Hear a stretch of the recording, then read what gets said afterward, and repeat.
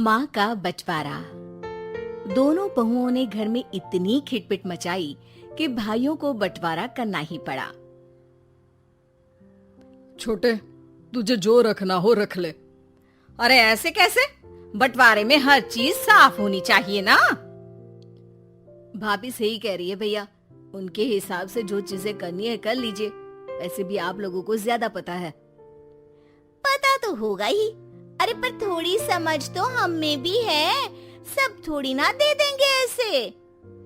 जैसे तैसे घर की हर चीज का बंटवारा हो गया और पुराना घर बेच के उन्होंने पैसे भी बांट लिए। लेकिन इस बंटवारे से सबसे ज्यादा दुखी थी दोनों भाइयों की माँ। बेटा, जब बंटवारे के कारण दो जगह चूल्हे जलते हैं ना, तो सबसे ज्यादा आत्मा माँ की ही जलती है। माँ, पर क्या करे, रोज लड़ने से तो अच्छा ही है ना कि अलग हो जाए। नहीं बेटा, रोज लड़ने से अच्छा है कि बैठ के बातें करो और लड़ाई को सुलझा लो। माँ, पर हम कहाँ लड़ते हैं? ये दोनों देवरानी और जेठानी एक दूसरे को देखना भी नहीं चाहती, करे तो क्या करे? अब दोनों ही सुंदर है, पर फिर भी एक दूसरे को क्यों नहीं देखना चाहती है? ये तो मजाक की ही बात है ना बेटा। पर ये बताओ कि अब मेरा क्या करना है? अरे माँ, हम लोगों ने फैसला किया है कि एक महीने आप छोटे के घर रहेंगी और एक महीने मेरे घर। मुझे तो लगता था सिर्फ घर के सामान का या घर का बंटवारा होता है, पर तुम लोगों ने तो माँ को ही बांट दिया। खैर, जैसा तुम चाहो। बताओ, पहले किसके घर रहूंगी मैं?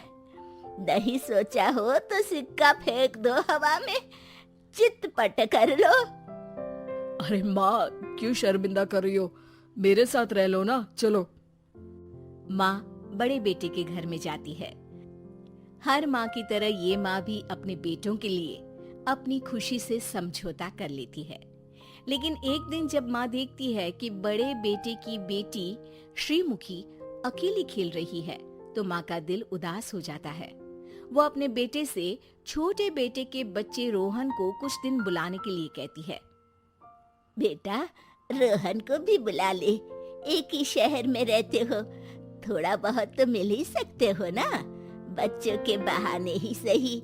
वहाँ उसका बच्चा भी अकेला खेलता होगा और यहाँ तेरी गुड़िया श्रीमुखी भी अकेली खेलती रहती है। हाँ माँ, याद तो मुझे भी उसकी बहुत आती है। अभी बुला लेता हूँ उसे। हाँ, बुला ले। जब मैं छोटे बेटे के पास जाऊंगी ना, तो उसे वापस लेते हुए जाऊंगी। कुछ दिन के लिए रोहन बड़े भाई के घर आ जाता है। श्रीमुखी, रोहन और दादी माँ रोज साथ खेलते हैं। श्रीमुखी इतने दिनों बाद रोहन से मिलकर बहुत खुश है। रोहन भैया, अब आप तब जाओगे? ठंडे को ठंडे तो धुल लेना, अब ठंडे को मत जाओ, बहुत बहुत दिन के बाद जाना। माँ को दोनों मासूमों को देखकर अपने बेटों का बचपन याद आ जाता है, जब वो दोनों भी ऐसे ही प्यार से मिलजुल कर खेला करते थे। कुछ दिनों बाद वो दिन भी आ जाते हैं जब माँ को छोटे बेटे के यहाँ जाना है। छोटा बेटा रोहन और माँ को लेने आता है। माँ तो दुखी मन से जाने के लिए तैयार हो जाती है, पर रोहन और श्रीमुखी जिद पकड़ लेते हैं कि वो साथ ही रहेंगे। काश मेरे दोनों बेटे भी ऐसे ही साथ रहने की जिद पकड़ पाते। दोनों भाई शर्मिंदा महसूस करते हैं, पर छोटा भाई रोहन को जबरदस्ती कंधे पे उठा के ले जाता है। दोनों बच्चे दूर होकर बहुत देर तक रोते हैं। रोहन तो फिर भी दादी के पास है, तो थोड़े दिन में अपना दुख भूल जाता है। पर श्रीमुखी, उसका तो अब खाने पीने तक में भी मन नहीं लगता। अरे बेटू, खाना खा लेना। नहीं खाना। तो फिर क्या चाहिए? रोहन भैया और दादी। बड़ा भाई चॉकलेट्स, केक्स, खिलौने और न जाने क्या क्या देकर श्रीमुखी को मनाने की कोशिश करता है, पर वो मानती ही नहीं। एक दिन उदास रहने और खाने पीने की कमी की वजह से श्रीमुखी बीमार हो जाती है। अरे जल्दी से डॉक्टर को बुला लो ना। बड़ा भाई फोन उठा के कॉल करता है। थोड़ी देर में छोटा भाई रोहन और माँ घर पर आ जाते हैं। उन्हें देखते ही श्रीमुखी बिस्तर से खड़ी हो जाती है और रोहन के साथ खुशी से उछल कूद करने लगती है। अरे क्या हुआ था इसको? माँ, आपके जाने के बाद से बीमार हो गई थी। आपकी बहू ने कहा कि डॉक्टर को बुला लो तो मैंने आप लोगों को बुला लिया और देखिए ये ठीक भी हो गई। भैया, कुछ दिन रोहन को यहीं रहने दो क्या, जब तक श्रीमुखी पूरी तरह ठीक ना हो जाए। अरे नहीं नहीं, अब श्रीमुखी और रोहन हमेशा साथ में ही रहेंगे। क्या मतलब? रोहन अब यहाँ रहेगा क्या? नहीं माँ, मैं, रोहन, श्रीमुखी और छोटा भाई हम सब साथ रहेंगे। और मेरा क्या होगा? बहुओं को ही तो चाहत थी ना कि अलग रहें।